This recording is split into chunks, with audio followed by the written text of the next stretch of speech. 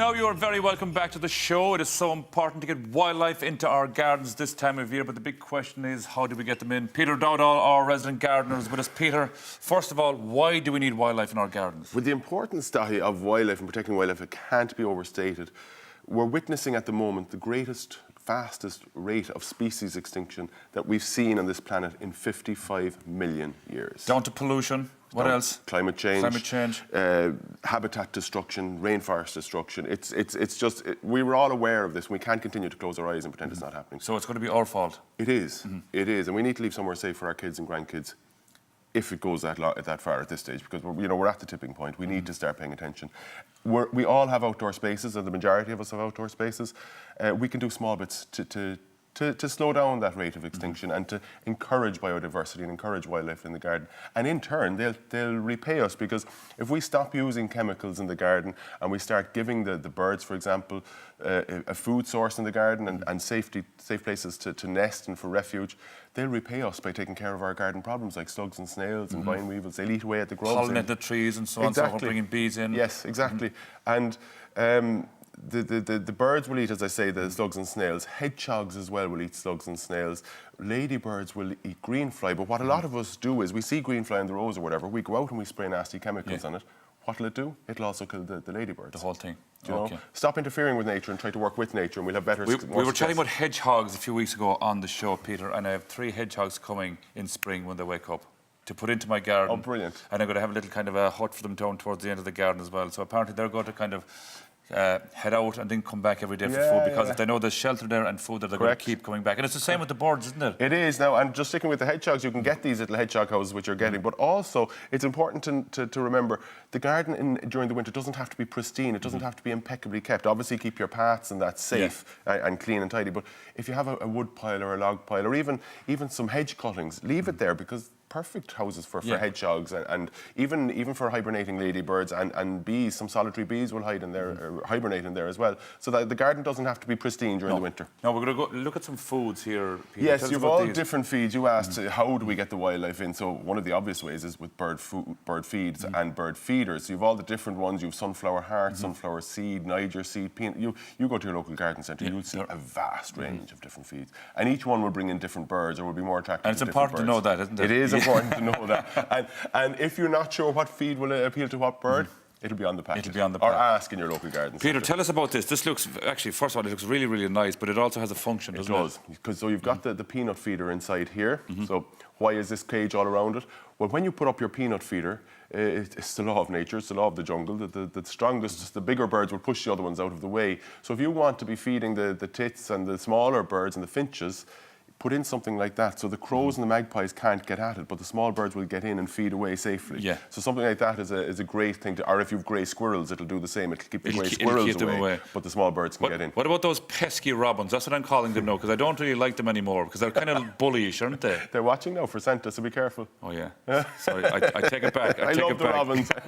Oh, yeah, they're brilliant. Oh, they're so cute, aren't they? Well, they are bullies. They're very much bullies of the bird population, but they're what we call ground feeders. So they will feed in feeders, but they'll tend to feed off the ground or off tables, so shouldn't be such a problem there. Okay. Now, these lovely bird houses as well. Yes, these are really nice. They're little nesting boxes. I love this one here as well. It's a birch one. It's a real natural looking one. When you're fitting a nesting box, obviously it does what it says. The birds will go in there to nest, but don't position it near the food source so they won't use it. And also don't position it somewhere like this where you think it might be nice and pretty, because it's available then to predators. Okay. Your cats and your vermin can get at the box. Yeah. So put it somewhere up high. They won't use it probably if it's too low anyway, because the instinct. Yeah. So put it somewhere up high and away from the food source, and then it'll be very, very successful for you. When you hang one of these, how long would you really have to wait for them to kind of to move in, if you like? Well, it depends really. You might get them moving in very, very quickly. There is a homeless crisis in the wildlife population as well. Yeah. So they will move in quite quickly. You might leave it for a year or two before you see activity, but you will see activity if you have it in the right position. You've also got insect hotels. So what are it's a these? very posh word. Now, there's a big one there to your right as well. But what they are, basically, an insect hotel is just somewhere you're giving refuge for the insects to overwinter. Solitary bees, I've never seen one of these ladybirds. They're before. fabulous. No, you can make your own one. Yeah. I mean, these are very classy looking, if you like, but you can make your own one. All you want to do is drill holes in wood, those little pine cones, bamboo ends. The bees can get in, the ladybirds, the butterflies, they'll all nest away in there during the winter.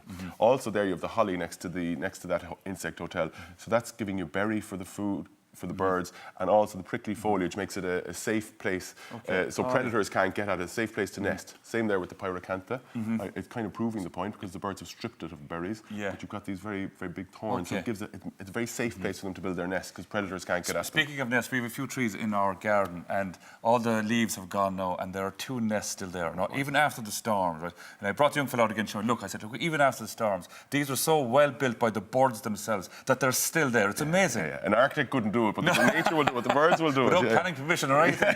Just tell us about this lodging. There's just a few... well, that's what I'm saying. You can make your own one. You can make your own insect hotel. Just literally drilling a few holes like that. It's very, very simple and straightforward. And you'll get solitary bees who they'll start burrowing in there during the winter, and that gives them somewhere safe to hibernate. Something as basic as that. As simple and straightforward. And it goes back to what I was saying. If you have a wood pile or something outside, leave it there for the winter. Leave it, because nature will use it. Now, are these crab apples? It's like a bonsai. It's a very, very dwarf crab apple, but it's very attractive, isn't it? Lovely centerpiece for Christmas. You put that in a pot, put it on a table outside. The birds will feed it. You get to enjoy it, and you get to enjoy watching the birds feeding. Because I took the last one from you here and I planted it at home. Yes. And I'd say that there are maybe 2 or 3 left in them. They've all been eaten, and most of the berries as well around at the garden have been eaten at this stage as well. Good. This is the skimmia then, and I love the berries and that. Now, you need this skimmia, which is the male, to help the female to produce berries. Okay. I bet you didn't know that, No, your I male and certainly female didn't. plants. So holly is the same, skimmia is another, where you need male and female to create the berries. The bees obviously will pollinate the flowers earlier in the year. And you see here you have next year's flowers coming on this, which will produce, they'll flower in the spring, but they'll be the berries for next year. The birds will feed on this later in the year as well. These are probably poisonous to us, aren't they? They're poisonous to a degree. Nearly most of these berries will be toxic to a degree, in that they give us upset stomach. Might get But for the birds, gastritis. they're perfect. Birds will love them. Perfect. Birds will love them. This one I have outside, and I always thought this was poisonous to birds, and it is to some. But the reason I brought it in was because I had another one outside, and it's bare of berries. It's been stripped. I don't know what bird it is. I don't know if it's a thrush or not. But they are eating them. But this would be toxic to us. Okay, toxic to us. Okay, and just tell us about this beautiful purple. Doesn't it look artificial? What is it? Are you ready? Calicarpa bodnieri profusion. A mouthful of a name. Now, can you spell that for me, please? I can. Do you want me to? It's beautiful. But don't they look fake? Yeah. But they are not. And again, the blackbirds will feast on them. It's the blackbird, by the way, that stripped the pyracantha, the one that has no berries. The pyracanthas will get quite, or the blackbirds will get quite brave as they're coming in. When they see the berries, they'll come up and they'll talk to you. They won't fly away. They won't be bullied, you know. No. But they love the calicarpa as well. And you can have this anywhere outside, Peter? Yeah, pretty much. It does like an acid soil, so quite low pH, and I would shelter it from the wind. It's stunning from an aesthetic point of view anyway, because in the autumn, the autumn foliage gives it great display, and then this magical look during the winter. I just think it's gorgeous. Peter, Really I've only one of my own questions. We've tarmac down around the house, and there's bits of moss all over the place. What should I do to get rid of that? Just grow? No, I think it's kind of happened only this year. It hasn't happened before. You can get a probiotic cleaner, and the reason I go into probiotic is because a lot of the moss killers will be damaging to what we're talking about here today. A lot of the moss killers will damage surrounding wildlife, but there is a probiotic. I think it's a Moscow probiotic, which is environmentally sound, and I've used it quite a bit this summer. It'll clean algae and moss off the driveway or off a patio, but not harm the surrounding wildlife. That's what I do. Perfect. Yeah, brilliant. No, lovely. No, it's one of my own. It was just started coming down the last couple of weeks, and so there's only one man to ask, and Peter Dowdall. I have to mention before we finish, Daithi, heather. Heather's great for the bees, and the bees are just important at this time of the year. There's less around, but there's also less food for them. Heather, did you know that recently Irish heather has been proved to be just as beneficial, if not more so, than that Irish heather honey, than the Manuka honey? My God, yeah. So I had some there. Actually, Decky's father had it there, the cameraman there, Yeah. brought me down some lovely honey, and it was heather honey, and it was beautiful. Gorgeous, yeah. But apparently, from a health point of view, every bit as good, if not better, than the Manuka honey. So plant a few Irish heathers. Manuka honey in your face. And Peter, thank you very much for being with us. Of course, for all the information on this, go to our Facebook page. It should be there now. Over to you, Maura.